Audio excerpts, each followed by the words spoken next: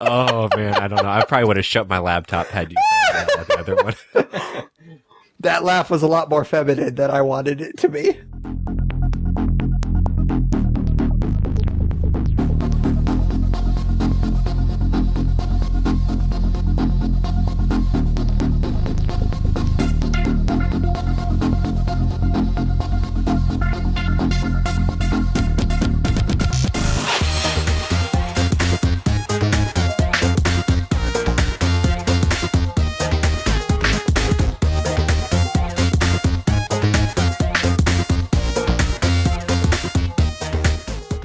Welcome to another episode of the Nerds You're Looking For podcast, a weekly nerd culture podcast that discusses nerddom through various segments. My name is Tyler Hunt, and I am here with the podcast adulter himself, Pat Kuhn.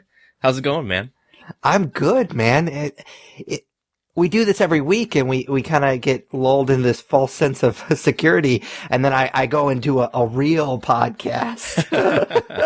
I felt like a pro podcaster. It's like I gotta book all of my slots, all my time slots today. It was like, oh, I got this thing going on in the early morning, and then I gotta do this other thing. It was definitely been an interesting day. It's been busy, but I'm always glad to be a guest on other people's podcasts. It's probably Pimp, the podcast I was on. Yeah. I was on the Bulldog Unchained podcast, which is a really cool group of guys. It's a little bit different because this podcast is we try to keep it somewhat structured with the segments and everything, and they're just basically just get together for 2 hours and just bullshit the whole time. And so that was definitely interesting.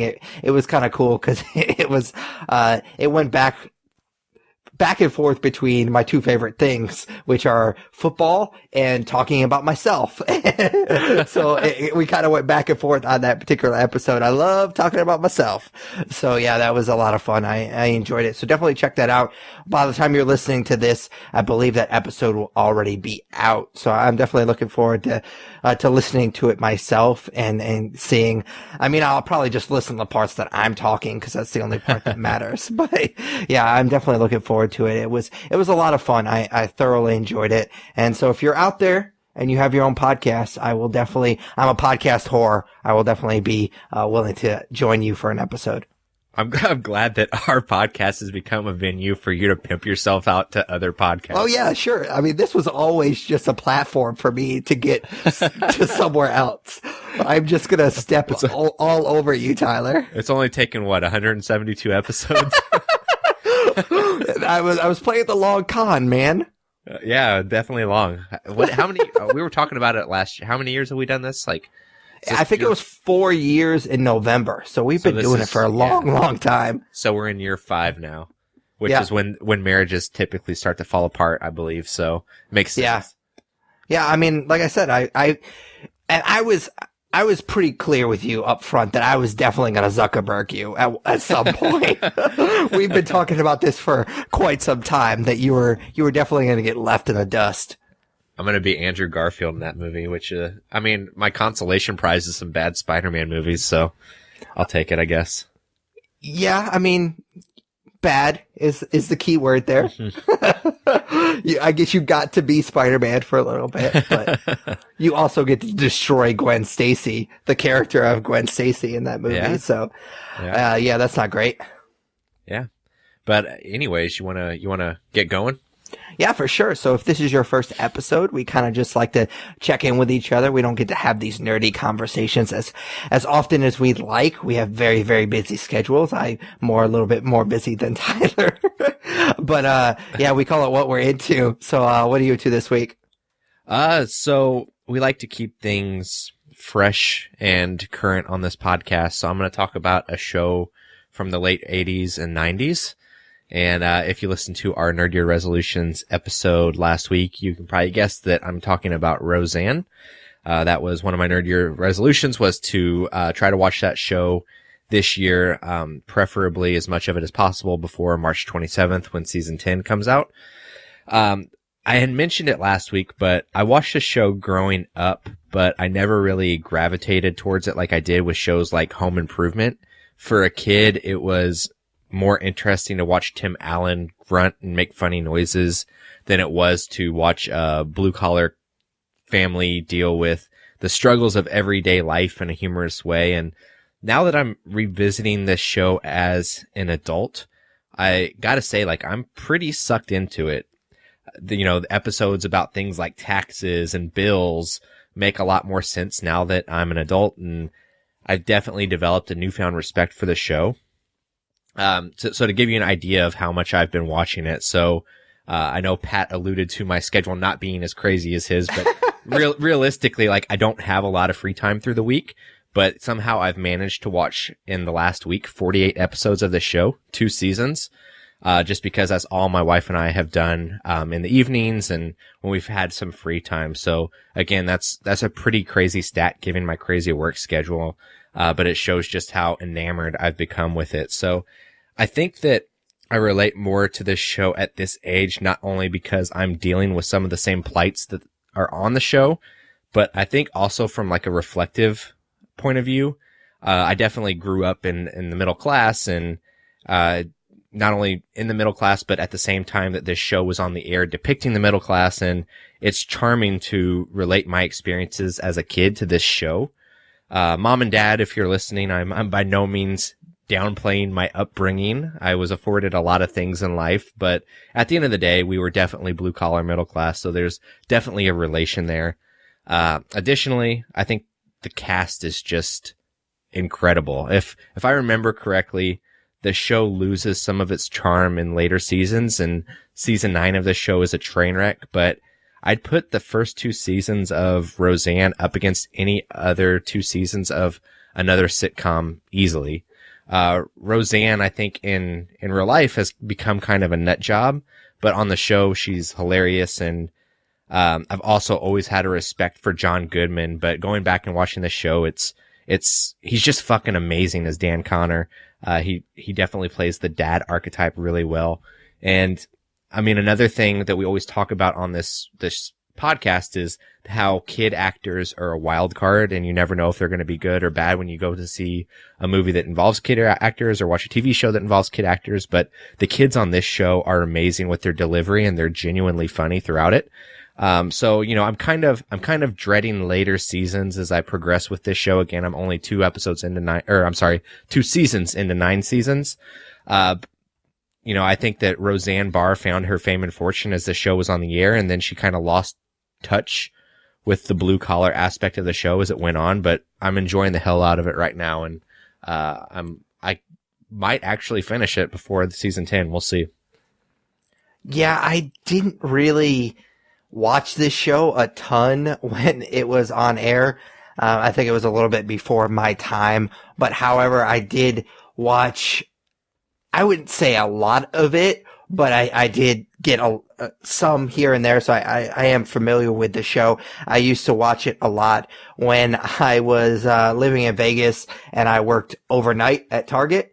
And on our breaks, we would always have to take breaks at the same time.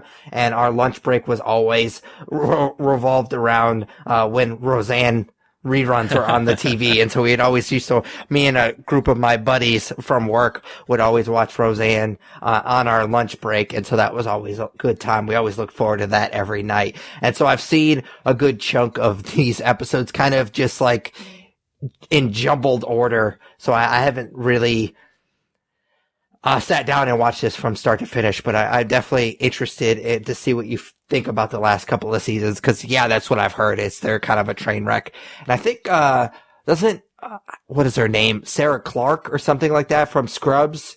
Elliot from Scrubs. Isn't she on? Yeah. She takes over for a character at some point. Yeah. Their oldest daughter, Becky, the actress that plays Becky, like goes to college at one point. So she fills in for a couple seasons and then she's able to come back. So it'd go from episode to episode with different people playing the character. It sounds weird. like it sounds like it gets pretty weird. Yeah, I always think it's funny in shows, like when they have to recast people. I wish that they could do something kind of almost like they poke fun of themselves for having to recast. Like if they do go back in flashbacks, they use a different actor. I always thought that was funny. Like I know, The Strain, a TV show that I really liked that only had 4 seasons. The first season they had a different actor play, Corey Stoll's kid in the first season, and then the second season on, they had a different kid, and the second kid was awful. He was really, really bad, and I wish that they had gone back, like they did episodes where they had flashbacks, and I always wish that they would use the other kid. I know that they would never do that, but I just thought it would be kind of funny, kind of poking fun at yourself. Yeah, so Roseanne, they break the fourth wall every once in a while. And I think that there's like a stinger on one of the episodes where Sarah Chalk is playing Becky, where they're watching Bewitched. And I guess on the show Bewitched, they recast the main male character at one point, and they're talking about it. And she makes like an offhand joke about how she always preferred the second person to play that character. So they poke fun at it a little bit, throughout the show. But, yeah, it's definitely, I anticipate that kind of taking me out of it a little bit. For sure. I mean, if you do it in little tiny bits, it's not too bad about breaking the fourth wall. But yeah, the recasting it's always a bummer, because I know that you love that kind of stuff. Like it has to stay true the entire time. Yeah, man, continuity. Like that's my biggest thing. So. Oh, I remember you being one of my co-directors. That's all you fucking cared about the entire time. I actually thought about, there's a moment in The Disaster Artist where somebody asked him if they could take a picture of his costume for continuity. And I was like, Tyler, that's Tyler right there, man. He's a pro. Yeah, so I mean, if you're equating yourself to Tommy Wiseau in that scenario, then that makes sense. That's fine. That's fine. He's super famous now. He got to go to the Golden Globes. Yeah, I mean, it only took him like 20 years, but he almost got to talk too.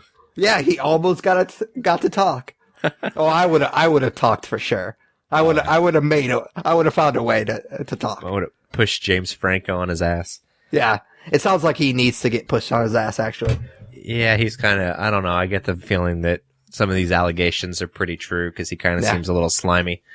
But anyway, we're off track a little bit. So, what are you into, man? I am into a Netflix show. I guess it wasn't, they're coining it a Netflix original, but I guess it broadcast originally on Channel 4 in the UK. It's called The End of the Fucking World, have you seen this show? No, I've heard of it, but I haven't seen it. Yeah, I'm surprised that you haven't watched it, because you basically get a hard-on for coming-of-age stories. Yes, I do. And this is one of the weirdest coming-of-age stories I've ever seen. Like, I'm gonna shy away from talking about the plot pretty much at all, because I want people to go into this show completely fresh, because I did not know anything about this show, and I think that's the way to go into it, because it is fucking weird, but it's also just a blast. It's like this coming of age, like Bonnie and Clyde type of story. And it's really weird, but just so much fun. I talked about, I'm not a serial killer when we had our Shocktober episode a couple of months ago. And I talked about that movie and how I really liked the first like 20, 30 minutes of this kind of kid who thinks he's a serial killer and has all these rules and is trying not to kill these people. And that's kind of what the first few episodes of this show is. And it's so fun obviously in a really dark way. It's really fun. And, the inner monologue between these characters is really, really cool. I dug this show quite a lot. And I think a lot of that has to do with, and you kind of touched on this a little bit with, the kid actors in this show. I guess, the girl, and I shouldn't say a girl because she's almost as old as I am, but she plays a high schooler, like a senior in high school. I think she says she's like 17 at some point in the show. My wife looked it up. She's 26 years old, but she looks like a high schooler. Like, yeah, she looks super, super young. But the two, I guess child actors in quotes are really, really great in this show, especially the guy. He's super, super awkward in the first few episodes. And it kind of reminds me of how I am with when I meet new people. It's like I'm kind of socially awkward. And then once I kind of get to know people, I kind of open up, and then you can't get me to shut the fuck up, which is Tyler's problem with this podcast. For most episodes, he can't get me to shut the fuck up. So, Yeah, his performance reminded me a lot of that. Like the first few episodes, he's super awkward, and that's what his character's supposed to be because he has no friends, and he's basically training to be a serial killer in this particular show.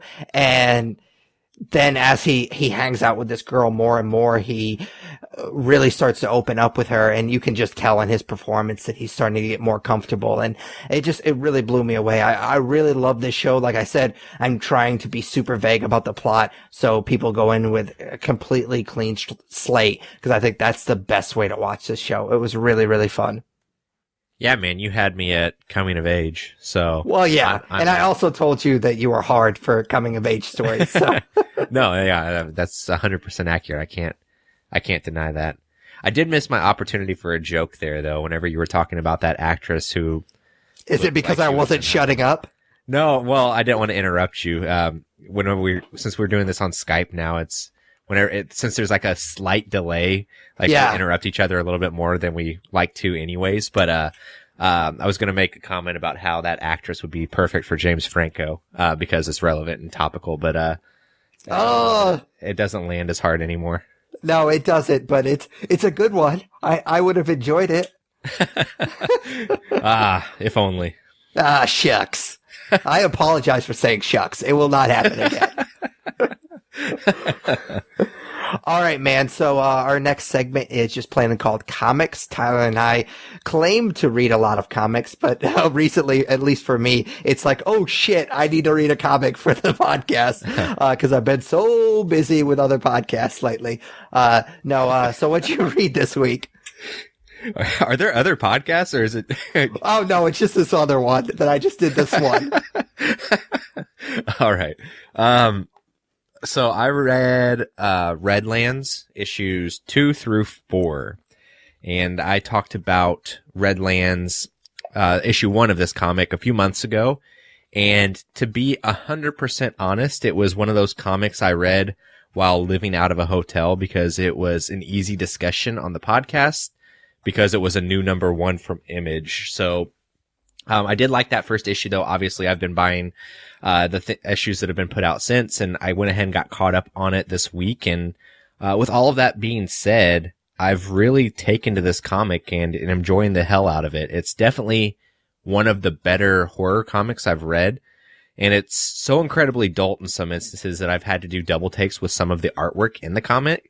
So, a very, very grown-up story. So, to sum up the series so far, it's about a coven of witches in Redlands, Florida that are dealing with various supernatural and human threats in their day-to-day. And like I mentioned, I love the tone of this comic. The adult language and visuals make it feel real, and the gruesome aspects of it give it a thrill factor that is sometimes missing from other horror books that I've read. The interesting thing about this book is that the 3 main characters in this series, so the 3 witches that are in this coven, are all female, of course, and given the recent discussion, especially around the lack of female directors, there's just been this general discussion in the media about the lack of female talent in the entertainment industry as a whole, and it also feels really good to say about this comic that the series is written and inked by Jordi Belair, and it's drawn by Vanessa R. Del Rey, both of whom, of course, are female.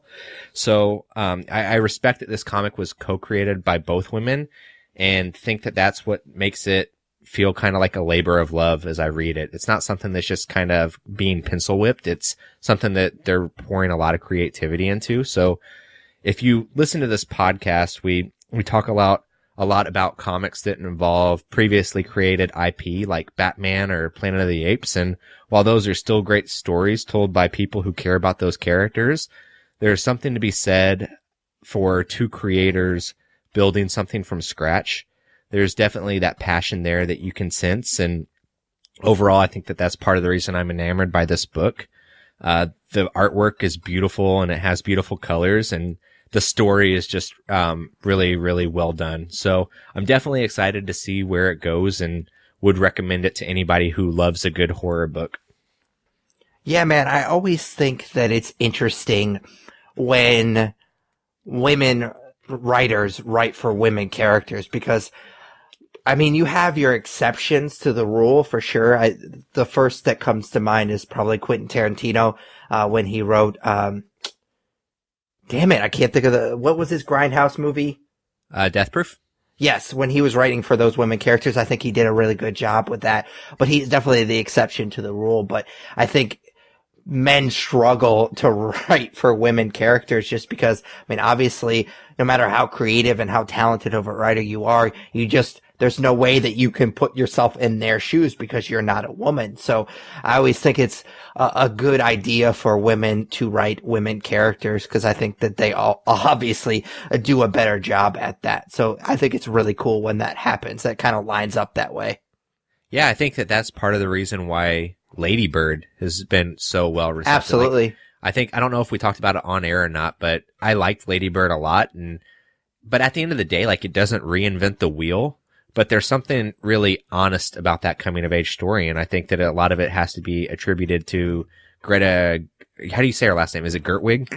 Gerwich or something like that. I think you probably pronounce it right. Or at least closer. I mean, obviously her writing and directing it, like there's definitely a voice there that feels authentic, which is why that movie is getting so much critical praise, as well as like for the performances and stuff. But yeah, I think you definitely hit the nail on the head with that sentiment. And that's definitely also apparent in this, Redlands book as well. So, what'd you read this week?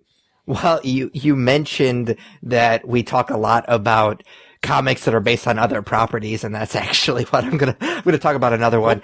I read the first issue of 30 Days of Night, which of course is based on the film, which I believe was based on a comic itself. So I guess it came full circle there. But if you're not aware, basically, 30 Days of Night is a amazing vampire movie that if you haven't watched it already, definitely check it out.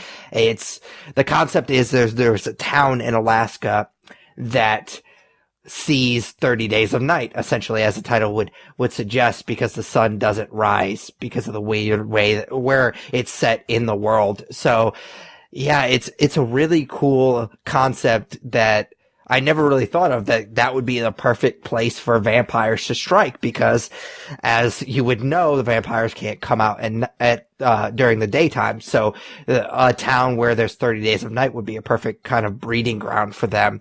And it's a really brutal film and just fantastic. I love Alaska, like that landscape, like winter landscape. I hate driving in the snow, but I love like watching movies and stuff like that, that are based in like Alaska and based during the winter. Like, I think that's one of the reasons I've fallen in love with The Long Dark, the video game I talked about a couple episodes ago, is because it's that survival game based in the winter. And that's one of the reasons I love 30 Days of Night so much. It's such a cool concept, but also I do like vampire stories, and I do like when they try to do something different with vampire stories. And that movie definitely does that. Unfortunately, with this comic book, and unfortunately with other comic books like it, where you're trying to do, I guess, a reimagining of something else, you kind of get the feeling with this book and others before it, why even bother? Like, I immediately started to get that feeling when I was reading this book. Like, if you're gonna do the same fucking thing as the movie, why even do it? Like, yeah. I think there's enough great material there. I'm surprised that 30 Days of Night never got a sequel, but I'm also, I don't understand, when you have such a great premise and great material, why you couldn't just do something different. I literally was like, is this just, they're just retelling that same story? Like, I mean, there's almost nothing different about it, except for, I guess Josh Hartnett's character in the movie, in the comic book, they're still married. And that's about it. Like, there's not a whole lot changed in this story. And I was very, very disappointed. Cause why even bother? I have this awesome movie. I don't want to see the same thing. If I wanted to see it again, I would watch the awesome movie that I already own. Why spend $4 to see this again? I haven't seen that movie since it came out, and I don't remember. I didn't hate it, but I didn't love it, which is obviously part of the reason I haven't watched it since. Sure. Doesn't Josh Hartnett die in that movie? Yes, he does. I mean, the movie's been out for years. Fuck it, I'm gonna spoil it. Yeah. That's kind of what I was saying. Like, so yes, he he decides that the only way that they're going to beat the vampires if he becomes a vampire. And so he lets himself become a vampire, and then he fights them. And then he kills them. And then he just sits there with his wife, well, I guess his ex-wife, and they watch the sunset, and then he burns away. And that's the end of the movie. So wait, so how is he in this comic? Is it not in continuity with the movie? I don't know. I don't remember if it's his actual character, but it would be the character that it's basically Josh Hartnett's character. Gotcha. Okay. That makes more sense then. But that was kind of my point, is that it felt like I thought that this was going to be a reimagining of the story, and it's not really even a reimagining. It's a retelling, basically. And I'm just like, why even bother? Yeah. Especially if if the movie was based on a comic, I would imagine that there are other stories there as well. Like, it's probably a bigger universe than what we saw in the film, I'm assuming. Yeah. So you'd think there'd be more stories to tell. Yeah, it was definitely disappointing because, like I said, I am a huge fan of that movie. I don't know why I did this, but like a few years ago, for Shocktober, my wife wanted to watch a movie with me, and she's like, "Oh, I've not seen this one." I was like, "Oh man, it's so good. You're gonna love it." And then like 20 minutes into it, she's like, "Yeah, I'm not that interested." And I don't know why I thought my wife would like that movie, because it's pretty brutal. I'll be honest with you. Like, it's pretty bloody and brutal, even by vampire standards. So, and she doesn't really like those types of movies. So I'm not sure why I thought that I would like it, or that she would like it. But yeah, every time out of curiosity, what horror movies does Chrissy like? She likes the meta, kind of just fun, campy kind of horror movies. So she's a big comedy fan. So, I mean, being married to me, you would assume that she would be a big comedy fan. So. You're right, man. That was funny. That was a funny joke just there. Yeah. I'm essentially the king of comedy. So. I apologize that I called myself the king of comedy. Come on, let's be honest. You're not that sorry. I'm actually not sorry at all. But, she likes the kind of the campy horror movies that we can kind of sit back and laugh. She doesn't like when people get hurt. So basically, she doesn't like slashers. She doesn't really like vampire movies. So she doesn't like most horror movies. Gotcha. Okay, cool. Yeah. All right. So what's nerd news this week? I just have a few stories here. The first is that Fox is developing a Kitty Pryde movie, which raises a lot of questions for me. So first, why is Fox developing any movies anymore? Like, I don't know the ins and the outs of this Disney deal, but I guess, do they just keep going with business like they typically would, or what? I would assume, from what I understand, they're still a thing. I mean, Fox is still a thing, and they still have the properties that they have, but just Disney oversees them. And I guess they would have had to get an okay by Disney. Let's be honest. First of all, I don't think this movie's ever going to get fucking made. No. I don't think it will. So I hope it doesn't. This is more about a discussion about how we think Fox and Disney relationship is going to go down. Yeah, I just don't. Well, I don't know. Sorry, go ahead. They moved the Deadpool 2 release date too, and they kind of honed in on Solo with it.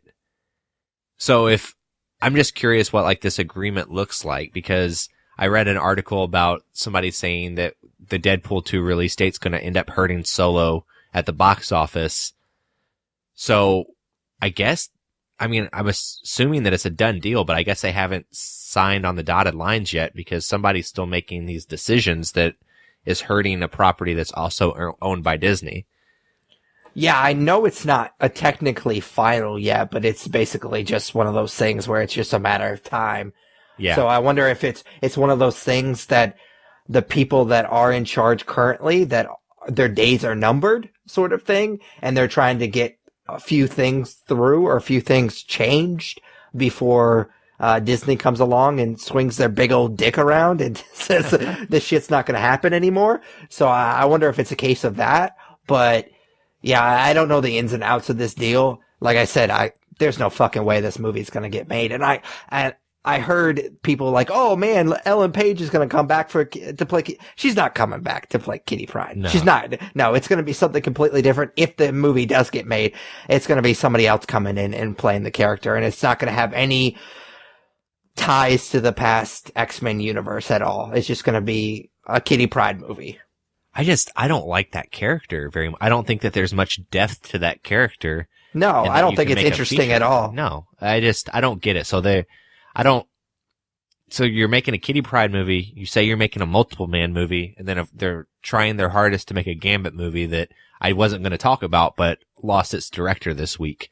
So I'm glad that this intellectual property is going back towards all of the other Marvel characters, because I'm not a fan of the route they're going. Yeah, I actually thought that we would talk about the Gambit movie, so I'm glad it came up. I'm conflicted when it comes to that, because I love Gambit. He was one of my favorite X-Men growing up. We've had this discussion before. And so I think that he's an interesting enough character that maybe he could hold his own movie. But I also really like being right. And I've been saying pretty much all along that I didn't think this movie was going to get made. It's been in production hell forever. And then it looked like it might get made. And then now, what's his name? Gore. It's the guy that does the Pirates of the Caribbean movies. Gore Verbinski. Yeah, he dropped out. I was like, yes, Patty's right again. Yeah, I mean, if you have a superhero movie with Channing Tatum attached to star in it, and you can't lock down a director, then that hints at some pretty terrible things going on behind the scenes, I think. So, I don't know. I'd rather see Gambit introduced in a future X-Men movie as part of that team, as opposed to introducing the character by himself. Just because I grew up on that cartoon where he was part of the team and a love interest of Rogue and all that kind of stuff, and that's the kind of movie I want to see, I think. You don't think they did a good enough job in X-Men Origins? I literally couldn't say it without What was that actor's name? Taylor Keach or something? Yeah, he does some good stuff every once in a while, but yeah, no. That was not his best. Name something good that he's done. Friday Night Lights? I've not seen Friday Night Lights. I watched the first season. He's pretty good in that, but then it basically just becomes a soap opera, so. He was also in John Carter of Mars, which I never saw but heard was awful. He was in Battleship. Okay. I didn't say that he was a goddamn acting god. You said he does something. He was in Lone Survivor. I'm just not seeing the something good every once in a while in here. Okay. Well, he was in Snakes on a Plane. I like Snakes on a Plane. Snakes on a Plane is fun, for sure. I don't remember him being Snakes. Was he one of the FBI guys? His name. He played Kyle. Whoever Kyle is. He played Kyle? Is he the guy that has sex with the girl in the bathroom on the plane and then dies? I think so. I think that might be him. Yeah. I thought Kyle was the main guy, though. Yeah. This doesn't matter. This doesn't. Part. Nobody's listening to this episode hoping. I really, really hope that they have a Snakes on the Plane conversation. Well, in that case, we can move on to the next story, which is Hulu is going to be putting out a horror anthology show that is going to be done by Blumhouse, who we talked about last week on the podcast with the Truth or Dare movie that had a trailer release. So, honestly, which I saw, by the way, when I posted it in Nerd News. Looks absolutely like garbage, like straight up garbage. It looks really bad, but I have so much faith in Blumhouse at this point. I'll probably go see it, to be honest. Yeah, I probably will too. But no, they're going to do this horror anthology show for Hulu, which I am just giddy about because I love anthology shows and I love horror TV shows, and then I love Blumhouse, and them putting it on Hulu is just kind of like the icing on the cake too. So I'm pretty excited about this. Yeah, I'm surprised that more streaming sites or other networks wouldn't try to do an anthology horror show, because it seems like the horror genre is kind of perfect for that type of material, because it's hard to carry, as we've seen with so many horror franchises. It's really hard to carry good material throughout the entire franchise. So the fact that you can have maybe a season where you just start over every season, or maybe it's even every episode. I don't know, but you can kind of just think of really cool concepts and just have to do like a half an hour or an hour show, and that's it. And then start with the next cool concept. I think that's a really, really fun idea. And especially considering like Black Mirror is so popular right now and it's an anthology series. So I think that we're going to see a lot more anthology series because of the success of Black Mirror. Yeah, which I'm all for. Like, bring it on. Because I think that that's a great idea as well.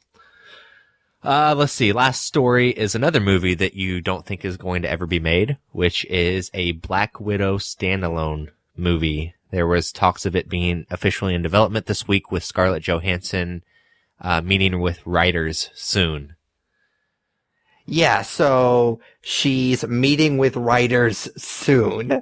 That should be your first giveaway that they're pretty lukewarm on it. Like, I can't imagine at this point we're getting close to the climax of everything that we've been building so far in the Marvel Cinematic Universe, and now they're gonna make a Black Widow movie? Nah, brah, they ain't making this fucking movie. There's no way. I wonder if they saw the trailer for Red Sparrow and they were like, you sons of bitches. Yeah. Cause that's what that movie is. And Oh, by the 100%. way, that movie looks awesome. I'm totally psyched for that movie. But yeah, they completely, that's a Black Widow movie without calling it Black Widow. Yeah, so I don't know. I hope it gets made because I'd like to see a Black Widow movie, but I think there's a lot of cool stuff that they could do with it. If they kind of went with the, Captain America Winter Soldier kind of like espionage, like government conspiracy type of angle, I think they could do some really cool stuff with her. Don't try to make it a superhero movie. Try to make it a spy movie. And I think that would be really, really fucking cool. But like I said, I don't think this movie is going to get made. we'll see, I suppose. So that is all I have for Nerd News. All right, cool, man. So our main topic this episode, as we do every year, we're going to talk about our Rotten Tomatoes film draft. If you're not familiar with what that is, Tyler and I pick out a set of films. I believe, what do we have, 16 this year? Yeah, 16. 16. That are kind of nerdy that we want to talk about, and we draft them. And what we're basically trying to do is pick the movies that we think are going to do better with critics on Rotten Tomato throughout the year. But before we get started, we do have to settle up for last year's bet. So we've been doing this for 2 years, and I kind of created the game, and I was a little embarrassed the first year because I lost at a game that I came up with that first year, and so I had to cosplay as Slave Leia at Indie PopCon. And I kind of redeemed myself this year in a big way, actually. So, Tyler, as you probably already know, maybe you don't know your actual percentage, but I made sure that I brought up your actual percentage. It's not great. It's definitely not great. So your percentage was 58%. And I want to bring something up real quick. So you beat me the first year. And your percentage was 58% this year. My percentage last year was 62%. Okay. So even in the year that I lost, I still did better than you did this year. So you had 58%, which I can't stress that number enough. And then my percentage was 80%. I'm not going to go through all the films for last year, but your best film was Spider-Man Homecoming and Thor Ragnarok. They were both at 92%. You had another big one with Guardians of the Galaxy Volume 2, which was 82%, but I believe that was your first pick. So that was which were three of my top 4 picks. So yeah. I started off strong, but the movies that did bad for me did really bad. Yeah, so unfortunately, you got stuck with Dark Tower, which we both knew was going to be a bad one, and you also got stuck with The Mummy, which was Dark Tower was 16% and The Mummy was 15%. But we knew it was going to be garbage, both of those movies going in. That was the last movie taken. So I will say I got stuck with The Mummy. I did not pick the Mummy. I'll put just that out like there to last redeem year I got myself a little stuck bit. with Justice League, which No, I thought you got stuck with Suicide Squad. Justice League was 2017. Oh, really? I could be. It doesn't matter. Yeah. One of the other I got stuck with 2 years ago. And basically my worst movie was Power Rangers, which was 47%. I only had 2 movies that were rotten, which was The Kingsman, The Golden Circle, and Power Rangers. So everything else was certified fresh. And I mean, I just started off like gangbusters with Lego Batman, which was 91, and Logan 92. Yeah. So yeah, it was a pretty good year for me. I kind of redeemed myself again. So last year, like I said, I had to cosplay as Slave Leia at Indie PopCon, and we've kind of been talking about, because Tyler has seen the writing on the wall for a while now, so we kind of talked about maybe him cosplaying as Wonder Woman at Indie PopCon this coming year, which is an idea that I kind of want to stick with. But I also had another idea, and I want to give you the option which one you want to pick. So I'm kind of excited about this because Tyler has not heard this other choice. So obviously the first choice is cosplaying at Indie PopCon as Wonder Woman, and I figure I would give you the option of which Wonder Woman you wanted to cosplay as. And since you have been so vocal about me only doing Slave Leia for 3 hours, I guess I have to stick with only having to do it for 3 hours. So you cut me a lot of slack last year with my Slave Leia. Yeah, because I already knew at that point in the year I was going to lose. Yeah, it was pretty much already over by June. Oh no, I guess Indie PopCon was July. But the other option, and like I said, you can choose, is you have to post a picture on the Roast Me subreddit of you, obviously, and let Reddit roast you. And you get to let me pick my top 5 roasts, and I get to post them to Facebook. So the picture that gets posted to Reddit, is it of me or is me of Wonder Woman? No. For those that aren't familiar with the subreddit Roast Me, it basically people just post a picture of themselves, and people get really, really, really shitty, mostly racist, but very, very, it is quite, I don't know. It gets really bad really quickly, with people on Reddit. So I just thought it would be kind of funny to see some people's responses to you. So that is your choice. It's pretty bad that you think that my face is going to light up Reddit with terrible, terrible things. I mean, people say some really shitty things on that subreddit, man. Yeah. People go to real dark places real quick on that subreddit. I'm familiar. Cool. So I don't know that I want to pick right now. Like when is PopCon? It's on my birthday. So June? I don't know why I said it like it was, they did it on purpose. I don't know. I'm going to take, either way, I'll take my punishment in June. Okay. But you'll have to stay tuned to the Nerds You're Looking For to see what punishment I pick, I think. Unless you absolutely are going to make me decide right now. No, I don't care. Yeah. I wanted to get the options out there though, because I was pretty excited when I thought about that. Yeah, no, the Reddit thing. The nervous, socially anxiety-ridden side of my brain says just go with the Reddit thing, so you don't have to do anything in public.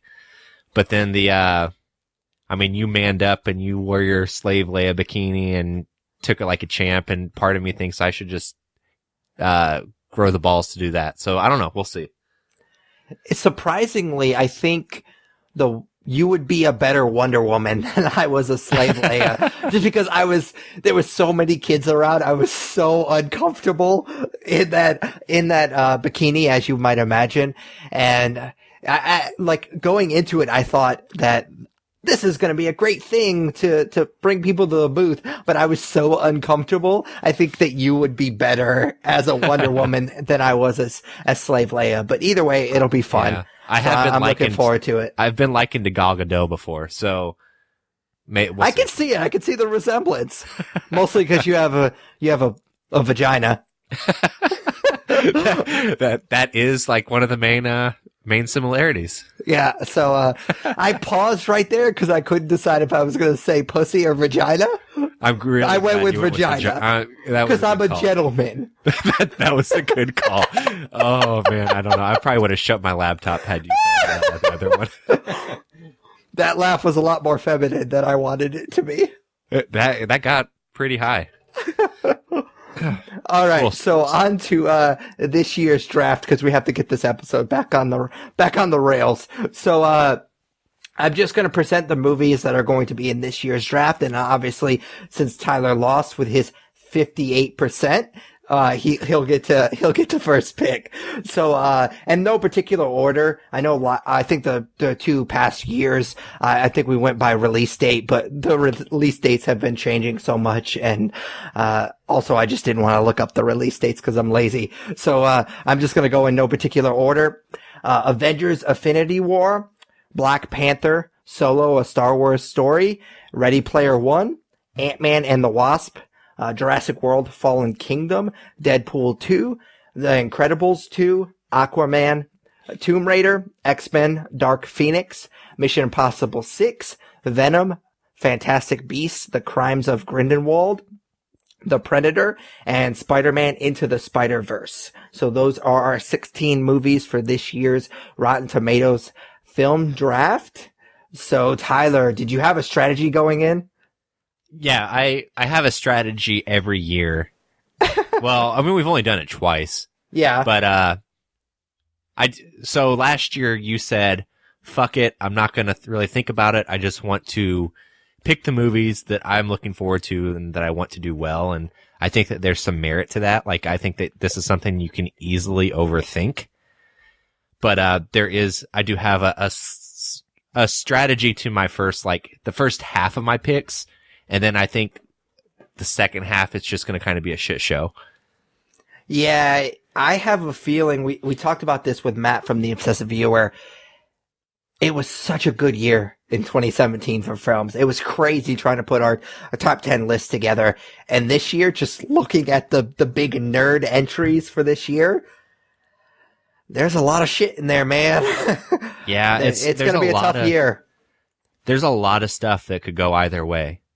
Oh, yeah, for sure. And we were talking about this before we started recording. I'm a little bit nervous for this year's draft because Mission Impossible 6 might get pushed back. I wouldn't be surprised if Venom gets pushed back. We had the New Mutants on this list when we were making it originally. And of course, that just came out that's not going to come out until 2019. So it's like, I'm real nervous about that. It's going to be an interesting year in film this year. And I mean, we don't really even have a film that I'm really looking forward to until Black Panther, which is another month away. So it's crazy. We usually have at least one that we've reviewed at this point in the year. And still we're looking at Black Panther being our next movie review.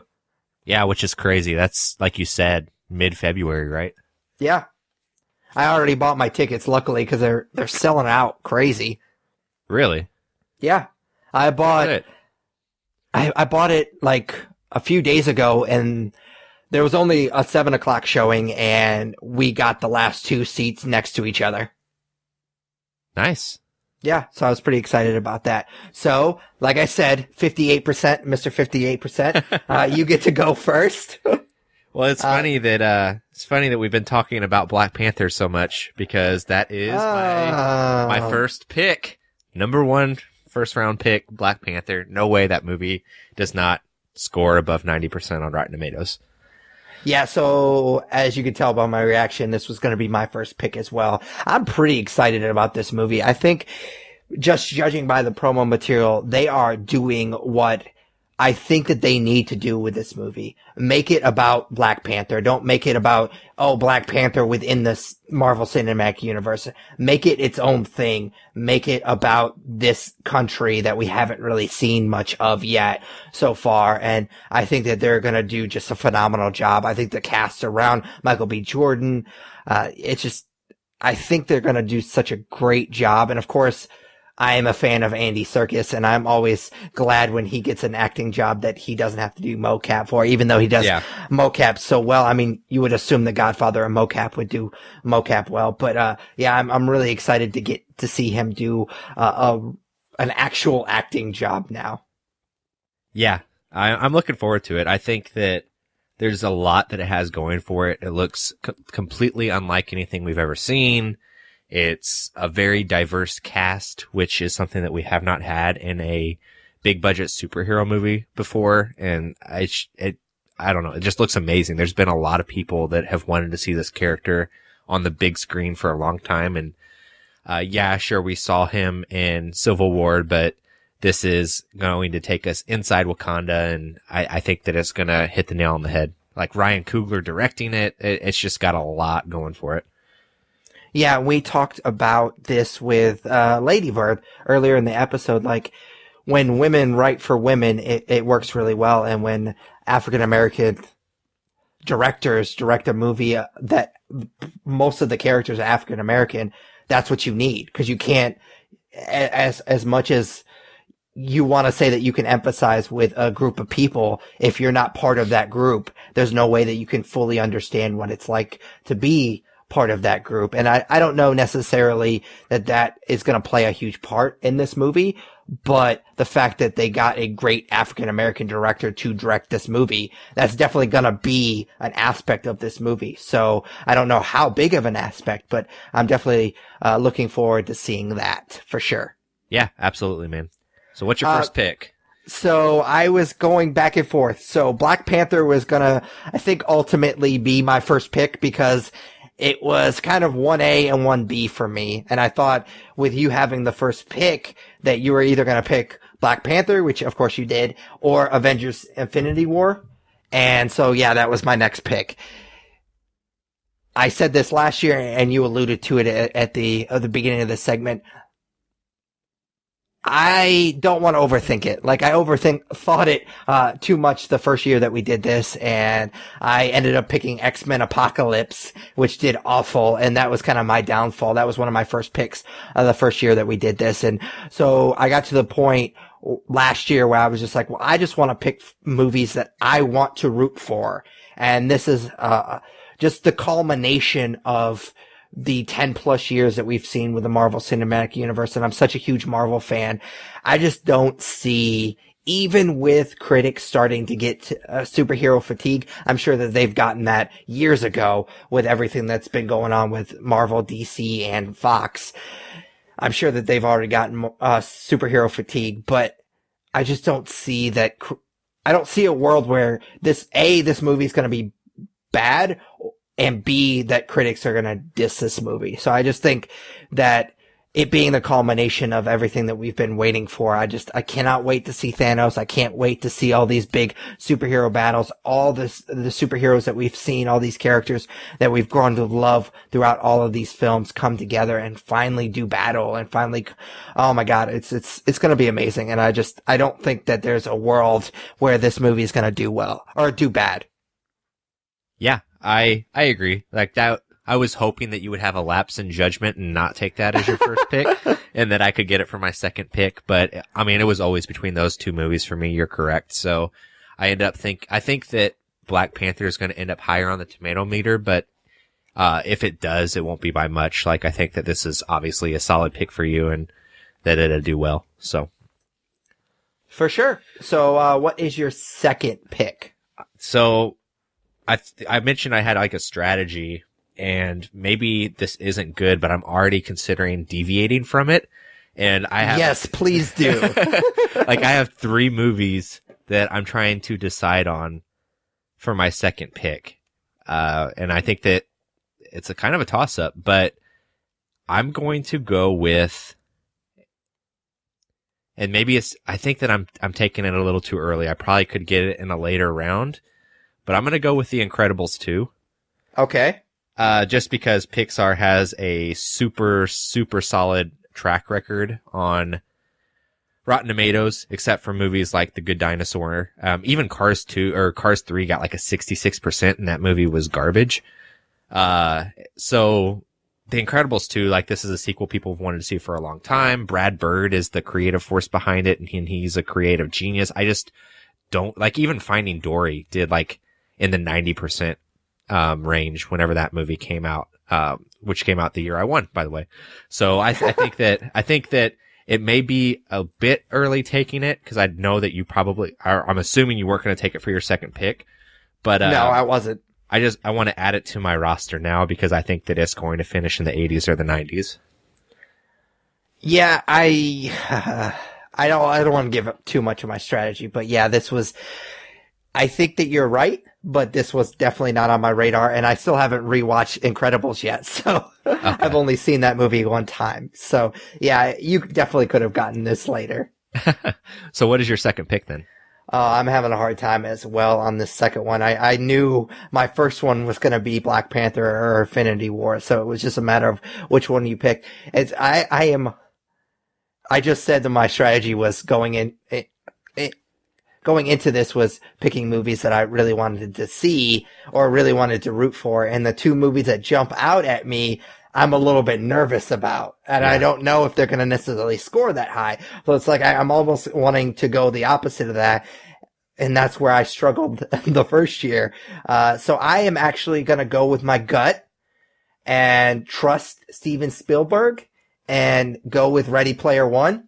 Because I really want this movie to be just amazing. Just be the book and you're all right. Just be the visual interpretation of the book and you're going to be just amazing. You're just going to make a ton of money because nerds are going to flock to this movie.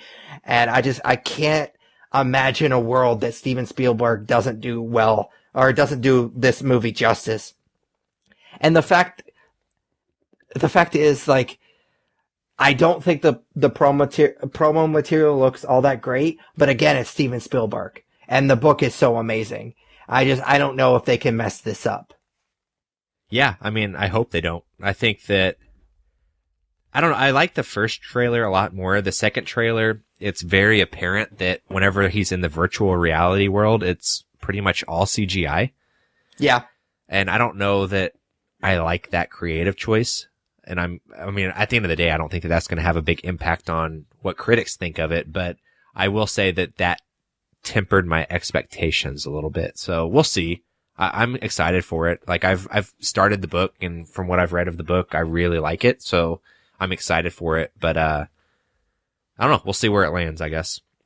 For sure. And there's actually a good chunk, especially towards, I would say the later half of the book, where there's not going to be a ton of Oasis. And I don't know how the movies, how much it's going to take from the book. Hopefully it's just a straight adaptation, because that's what I want to see. And that's what I'm afraid that it might not be. But there is going to be a lot of real world stuff in it. It's not going to all be the Oasis. Yeah. And I will say that whenever I said that when I was choosing my second pick, this was one of the three movies I was going back and forth between. Okay, good. So I'm glad I got it, because I really want to root for this movie. Yeah, so I do think that it's going to go well. So obviously I took The Incredibles 2, you took Ready Player One, so I'll have to take my third choice for my second pick as my third pick, and that is Ant-Man and the Wasp.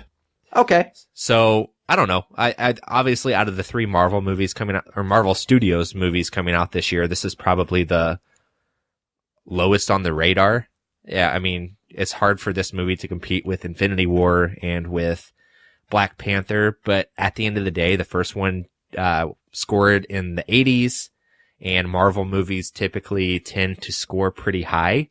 So this is kind of where that strategy piece comes in. I don't think that it's going to do poorly with critics, or at least I hope not. I took it as my third pick, but yeah, so that's why I'm going with it. It's more of a strategy than anything. Yeah, I think I liked Ant-Man more than most nerds did, but it did well with critics. Like, yeah. I mean, it was a solid movie, and like I said, I think I liked it a lot more than most nerds did. So, yeah, this is a good pick. Like you said, I mean, even if it's 70%, which would be bad for Marvel, it still is going to be a decent pick, especially for your third movie. So, and I think that's the low end. That's the floor for this movie, is 70%. Yeah. And I'll be honest, man, like, looking at the rest of the movies that we have to pick from, I don't know that there's much that stands out to me anymore that's going, like, a guaranteed hit. Absolutely. You know? So there's a lot of question marks this year, so I'm interested to see how the rest of this list falls. So if I had to guess, I would say that for me, I think the next two picks are going to be Deadpool 2 and Solo, just looking at it. And I'm going to go Deadpool 2 because I think that is ultimately going to do better than Solo, given the director change and all the controversy around it. So I'm going to go Deadpool 2. It was a pick that surprised a lot of people 2 years ago. Well, it was 2 years ago when the first movie came out, and I was really surprised at how well it did. I picked it in our first Rotten Tomatoes draft, and ultimately, obviously, I lost, but it was one of my redeeming movies that year that kept my score at least respectable. So I'm definitely going back to that well. I think that I don't know how the humor is going to last through the second movie, but I'm definitely looking forward to Cable and Deadpool. I think that's going to bring a new dynamic to the character or to the movie. And so I'm definitely looking forward to that. And I think kind of what I said with Ant-Man and the Wasp, I think the floor for this movie is like 70-75% at the very least. So I think it's a solid pick. Yeah, that was going to be my next pick had you not taken it. So, no, I agree. I think that character is still fresh enough, and the things that they'll probably do in that movie is still going to be fresh enough for this genre that is still going to resonate with critics, and it's not old yet. Obviously, just having one movie out so far. So, I think that will end up doing pretty well. For sure. Honestly, Solo was not the movie I was going to take next, but now you're kind of in my head that maybe I should take Solo. Maybe not. Because the movie I was going to take next is a pretty big wild card, whereas Solo, obviously everything that's happened behind the scenes puts a bad taste in my mouth. Like, at the end of the day, the track record for these new Star Wars movies is amazing. So yeah, you got in my head. It worked. I'm going to take Solo. Okay. Like I said, I'm excited for it. Like, it's one of the movies I'm most looking forward to this year because I hope that it's done well. There's a lot of question marks, not only behind like the creative stuff that happened behind the scenes, but how are people going to react to this character being recast at a younger age?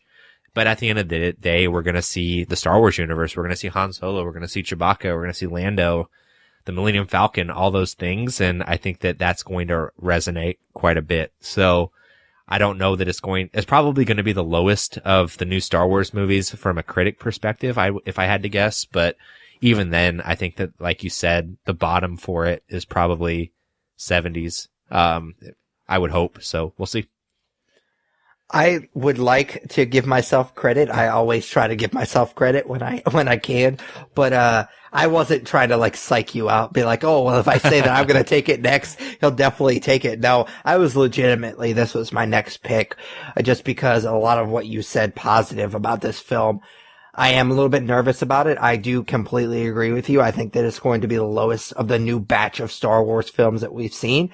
But that's not necessarily a bad thing because all those films have been in the high 80s, low 90s. So, I mean, you can't, even if you're the lowest scoring Star Wars film, you could still be in the low 80s and still be a decent pick, especially at this point. Because, like I said earlier, I think we're gonna get to a lot of shit here in a little bit that we'll be lucky if it hits like 40%, 50% will be the ceiling for some of these movies that we're going to talk about here in a little bit. So, we're getting to the point where 80% is kind of the ceiling for most of these movies. Out of curiosity, I was going to try to find what Star Wars Episode 1 did on the tomato meter. So Star Wars Episode 1 did 55%. And I would imagine, that's not good. It's rotten. But it's also higher than a lot of the movies I took last year. So yeah, what was Attack of the Clones? Because I thought Attack of the Clones did worse. Oh, really? Yeah, I want to say that. I honestly, I can't decide which one I hate more, but I think it's probably Attack of the Clones was fresh at 66%. What? That's crazy. That movie is a hot mess. And then Revenge of the Sith was certified fresh at 79%. So that's too low for that movie. Yeah. So if that's where if if that's where we put the prequels, if that's where critics put the prequels, unless they have something to prove in May when this movie comes out, like, I'd imagine it has to do all right. Like, hopefully there was something there for Ron Howard to salvage. For sure. And I wonder how much they're actually going to change. Yeah. We'll see. So I feel pretty confident with that pick in the long run. For sure. So we're starting to get to the territory where I'm starting to get a little bit nervous about some of these films. And the next film that I think is going to be at least fresh is Spider-Man Into the Spider-Verse. And that has a lot to do with Lord Miller, excuse me. They wrote it and are producing it as well. And that is literally my only reason. And I mean, I love Spider-Man, obviously. So I'm definitely into the concept of an animated Spider-Man movie. We both grew up with the animated Spider-Man cartoon. So I'm all for this movie. I think it's going to be great. I have seen the trailer. It looks pretty cool. So I'm definitely all in on anything that creative team does, especially when they're handling one of my favorite characters. Yeah, I'm looking forward to this movie. I thought that the trailer for it was pretty cool. And I think that there's some cool things you can do there. That being said, I don't know. I agree with you. I think it's going to be fresh. I don't know. That could be a sleeper. I just wasn't confident enough in it to take it any earlier than that. So, yeah, I think you might have a sleeper on your hands, but we'll see. Well, I hope so. Because we're going to get into some real shit here in a couple of picks. Yeah, so this is kind of where you either make or break your year. Because, I mean, let's be honest, like, our first 3 or 4 picks, like, they're almost guaranteed to do at least above 75%. Now we're getting into the stuff that's kind of a crapshoot, like you said. So I'm going to go with this next pick just because if it does bad, it will hurt you as much as it hurts me. And no, please don't. That is Fantastic Beasts. God damn it! The Crimes of Grindelwald. I knew that should have been my next pick, but I was like, oh, Spider-Man's probably going to do better. God damn it. I'm mad about this now. So I do have my reservations about this movie. I don't know if there will be backlash for the Johnny Depp casting, but the first one did a pretty good job. It got 74% on the tomato meter. So if I can get this one to just hang around that 74%, I'll be happy. I don't know. I didn't dislike the first one, but obviously I'm not as big a fan as you are. And I know that the Johnny Depp factor is going to play a big role in, I think, where this movie lands with critics. But, I don't know. At least with this, if it sucks, then, you're not going to be happy about it. So. Yeah. So you've basically backed me into the corner with this pick because if it sucks, I'm going to be mad about that. But if it does really, really well and it's like this amazing movie and it blows the first one out of the water and it's like a 90% or whatever, I'm going to be pissed about that too. So it's a lose-lose for me. And I'm so pissed because that was literally going to be my next pick. Like I was like, I'll take Spider-Man because there's no way he's going to take Fantastic Beasts. And the only reason it lasted this long was because of the Johnny Depp stuff. I was like, well, I wonder if critics are going to try to prove something because as much as they would not admit it, that plays a factor in their reviews. Yeah, for sure. I mean, the people have agendas, and that's kind of one of the reasons why when we review something, I like to kind of talk about our expectations going into it, because I do think that shapes your review. And whether like full-on critics would admit that, I have no idea. My guess is they wouldn't, but I definitely think that's going to play a part. So I don't know. There's 3 movies that now at this point are just, oh my God, it's bad because there's 3 movies that I think have the ability to be good. They have the creative team around it to be good, but I'm so weary that it's not going to be good.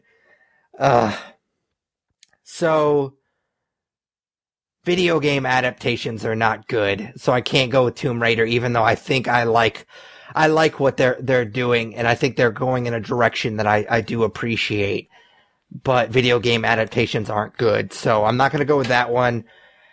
I think ultimately I'm going to go with Predator, The Predator, because I just love that universe, even though it's created a lot of shit. I think it's a really cool universe and it's a cool concept. And if it's done right and if it's handled correctly, I think that it could be really, really fun.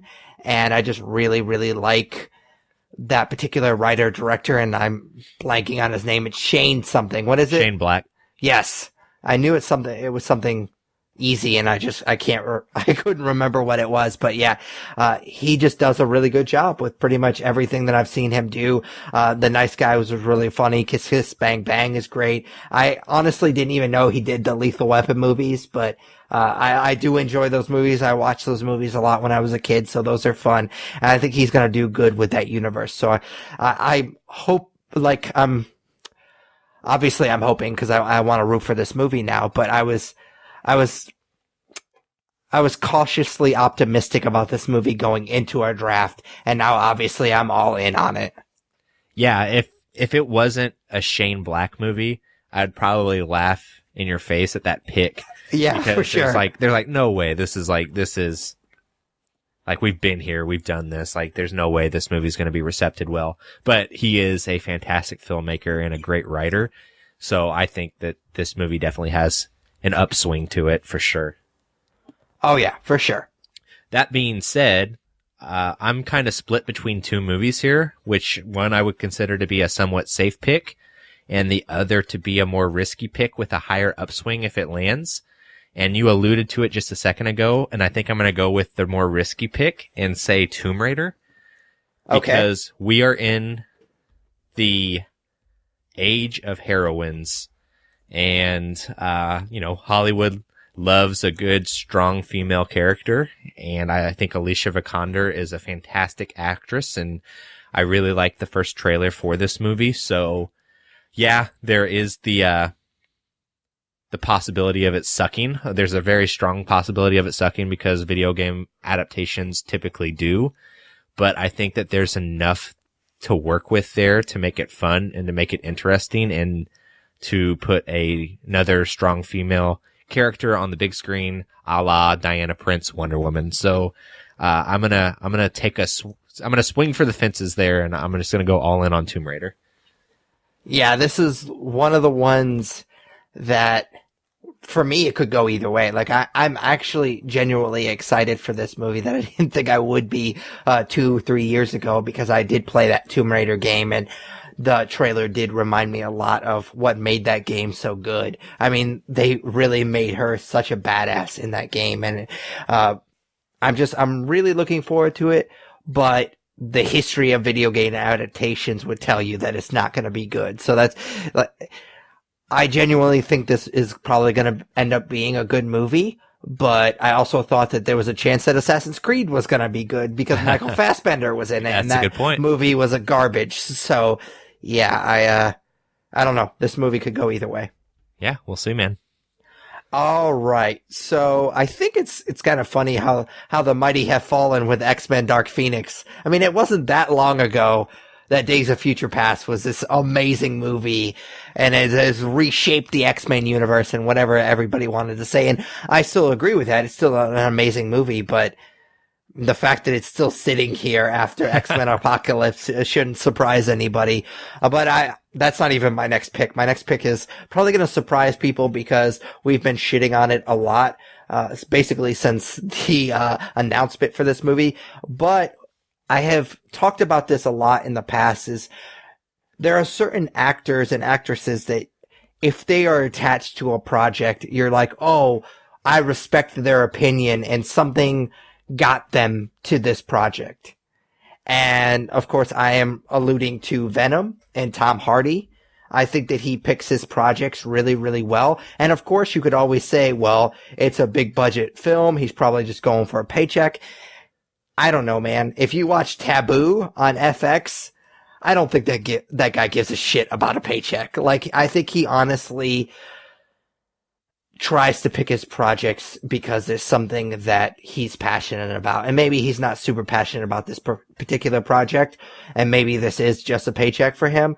But I think there has to be something artistically that drew him to this movie, and I think that's why I'm counting on it to be at least respectable. Yeah, I mean, that's not a bad pick. Like, Ruben Fleischer directing it, he's got some cred. And Tom Hardy, of course, has some cred. I have my reservations. And that was not one of the two movies I was going back and forth on with my last pick. So I'm going to get the other movie that I wanted, which I'm just going to go ahead and go. Sure. That movie is Mission Impossible 6. Okay. So I think that this movie is the 6th movie in a franchise, and so it does have a lot working against it. And who knows, it could do really poorly with critics, but the last two Mission Impossible movies both scored 93% on Rotten Tomatoes. So both Ghost Protocol and what was the other? Rogue Nation both did 93%, which is crazy to me. So yeah, I'm going to go with that and hope that Henry Cavill can breathe some life into the franchise. I don't fucking know. We'll see. If you're hoping for him, if he's your wild card, then you're in trouble, man. Yeah, we'll see. Because we've already discussed that he is a pretty face, a very, very pretty face, but he is a terrible actor. So yeah, we'll see. I mean, it fell pretty far, so I don't know. Oh, As long as I don't have a Dark Tower on my hands or a King Arthur or what was some other shit I got last year that ended up doing terrible? I mean, we knew The Mummy was going to be bad, and The like Mummy. we said. Yeah, so those were my 3 bad ones. So as long as it doesn't do in like the 20%, I'll be happy, I guess. So I think it was The Dark Tower that killed you. Because I think we both thought that movie wasn't going to be the best. Because it's hard to make that source material into just one movie. But a 16% is, you have to make a really, really bad movie to get 16%. Yeah. Well, some of these movies were drafting before we even see a trailer for it. Yeah. So we knew that there was a Dark Tower movie starring Idris Elba and Matthew McConaughey, and that was pretty much all we knew at this point last year. And so it went a lot higher than it probably should have. Yeah, for sure. So I mean, we're doing the same thing this year. I mean, how many of these movies have like genuine trailers out? Not many. So we'll see. Venom's still filming right now. I mean, some of these movies, like we said, have a legitimate shot of not even coming out in 2018. They may get pushed back and then we might be fucked. Hopefully what happens is one of yours gets pushed back and one of mine gets pushed back so we don't have an uneven number. I don't know exactly how we're going to deal with that when it comes up, but we'll figure it out. For sure. Anyways, so my next pick is so weird that X-Men is still sitting there. I think that's definitely going to be the big wild card. But I'm not going to pick it. I'm going to go with Jurassic World Fallen Kingdom. I just looked because I was curious what the first one got, and it was a 71%, which that movie, I don't want to say doesn't age well because it hasn't been out for very long, but it doesn't hold up very well in multiple viewings. Like, it's a fun movie, and if you're just sitting there and want 2 hours of entertainment and don't really think too much about the plot, it's not that bad of a movie, but it's surprising that the critics didn't really tear into this movie a little bit more. And you have the sequel problem for a movie that's already has a lot of plot holes. So I'm a little bit nervous about this particular pick, but the fact that it got a 71% and it's going to be one of my last movies that I'm going to pick, I can't beat that. So I'm going to go with Jurassic World Fallen Kingdom. Okay. I mean, that's probably what I would have done in your shoes as well. There's an upswing to that with those movies and that franchise and Jeff Goldblum coming back. I know that you and I both think that it's going to be pretty bad, but it has the chance of not being. There's a lot of talent involved with that movie, so we'll see. For sure. So that leaves me with either Aquaman or X-Men, Dark Phoenix. And I am pretty split here, to be honest with you. Part of me thinks that Aquaman has a chance because James Wan wrote and directed it, and he's a very, very talented filmmaker. But I also am kind of scared that DC has dug themselves into a hole that they're not going to be able to climb out of. with the critics, no matter how good Aquaman is. Although Wonder Woman did really well, that was definitely a completely different situation. I don't think anybody's going to be happy to finally see a fish person on the big screen. But X-Men is a huge wild card too. Like, I wonder if Fox is going to stop putting money into it because it's not their problem anymore and they're being sold to Disney. And if those talks and that conversation was the final nail in the coffin for it, since we know that universe is coming to an end most likely. So I don't know. I'm a little torn.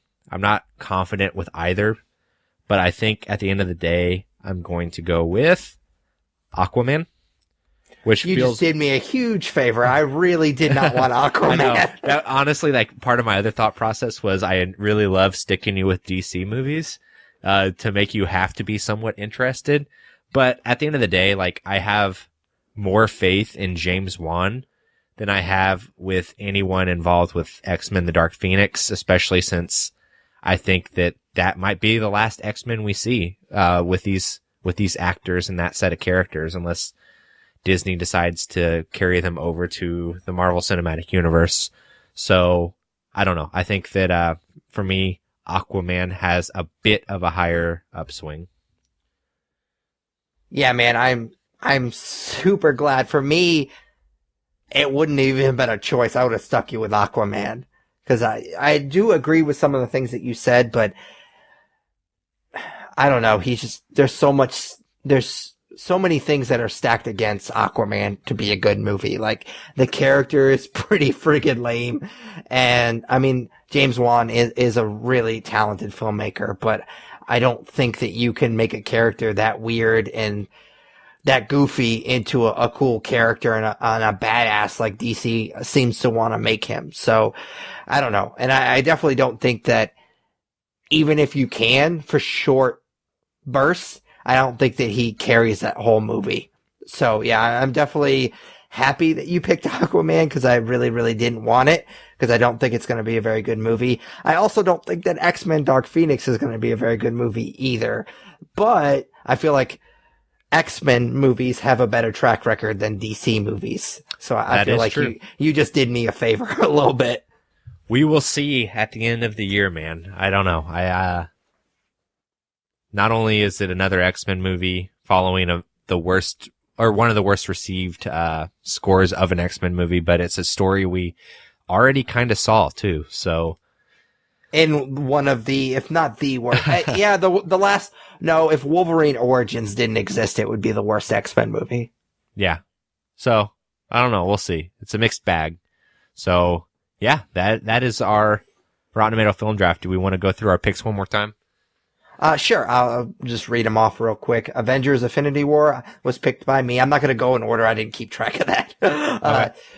Black Panther was Tyler's first pick. Solo was another pick by Tyler. Ready Player One was mine.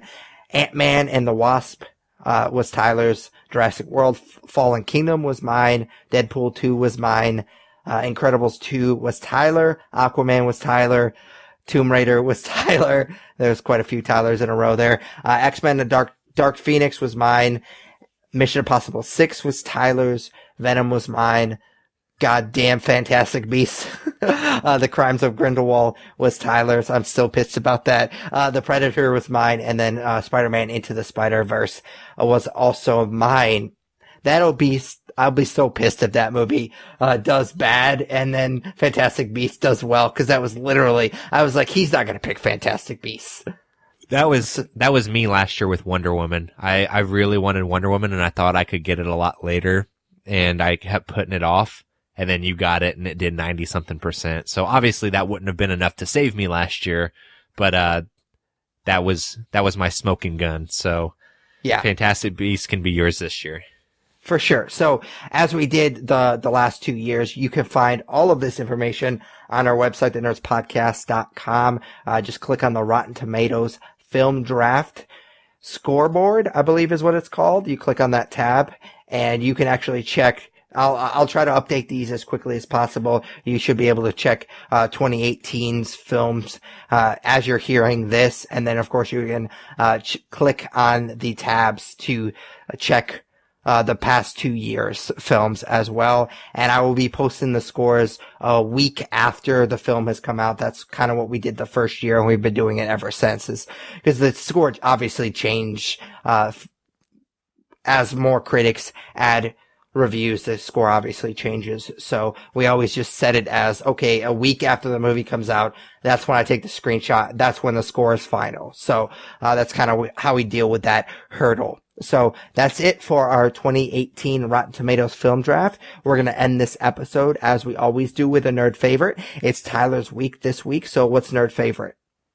I always try to correlate nerd favorite with something we talked about in the podcast, but this week I am failing to do so. I just have kind of a random one for you.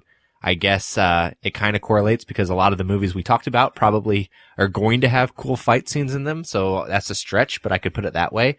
Either way, I'm curious what your favorite fight scene is, and I'm going to be pretty liberal here. Like, you can use whatever form of media you want. You can get as creative as you want with your answer. Not really a lot of parameters put on it, but while you think of something, I'm going to go ahead with mine, and that is the church scene from Kingsman, The Secret Service, with Colin Firth, whenever he is basically just slaughtering redneck conservatives in a church in Kentucky, whenever Samuel L. Jackson has turned everyone crazy with the device that he's working on in that movie. I forget what it's called, but that scene is just shot so well. It's shot like it's one take, which of course it's not, but it is shot like it's one take, and it's done to Freebird by Leonard Skinner, and it's something that honestly, like, I'll Google every once in a while and just watch that scene from that movie because it's so well done.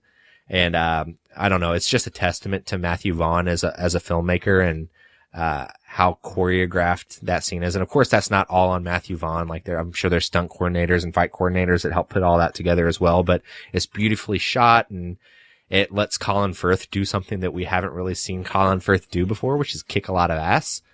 I'm used to Colin Firth from The King's Speech or from Mamma Mia or other dumb shit like that. So, not that The King's Speech is dumb. The King's Speech isn't bad. But either way, we typically don't see him as an action hero. So, it's one of my favorites for sure. And like I said, it's something that I don't go back and watch that whole movie. I'll just go back and watch that scene from time to time. So, that's my favorite by far. Yeah, that's a good one. And I wish I had a better prepared answer. Like, I would love to go and say something like hipster, like the Metal Gear Solid sniper battle, which, I mean, is a good fight scene for sure. But I mean, video game seems weird to pick. Nothing really jumps out as far as TV is concerned. I'm sure there's a good one out there.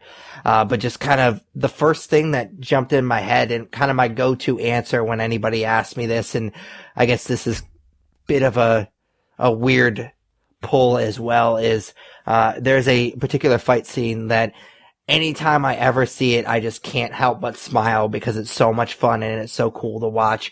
And that is the T-Rex King Kong fight scene in Peter Jackson's King Kong. I love that fight scene so much. It's like a little kid's like wet dream. Just having these big gorilla fight multiple T-Rexes, and the fact that when the fight is over, it's like Kong is like playing with the T-Rex a little bit, and it cuts the tension so well. And it's so fun just to see him like juggle all these T-Rexes as he's fighting them. He's also juggling the woman as well. And so, it's just so cool. I remember seeing that film in the theater and thinking, man, I'm really digging this movie quite a lot. And then that scene hits and I'm like, fuck, this movie is so cool. And every time I watch it, I'm looking forward to that scene so much. And it never seems to disappoint me no matter how many times I've seen it. So that was the first one that kind of popped into my head. So that's what I'm going to stick with. Yeah, that is a good one as well, man. That's like the one scene of that movie that always sticks out to me too. So. All right, so that is it for episode 172 of the Nerd You're Looking For podcast. Of course, we appreciate if you subscribe, rate, review us on iTunes, Stitcher Radio, basically any good podcatcher you use, we're on it. Check out our website, thenerdspodcast.com. Comment and subscribe to our YouTube channel. It's just The Nerds You're Looking For. Check out our Twitch channel, which is also The Nerds You're Looking For.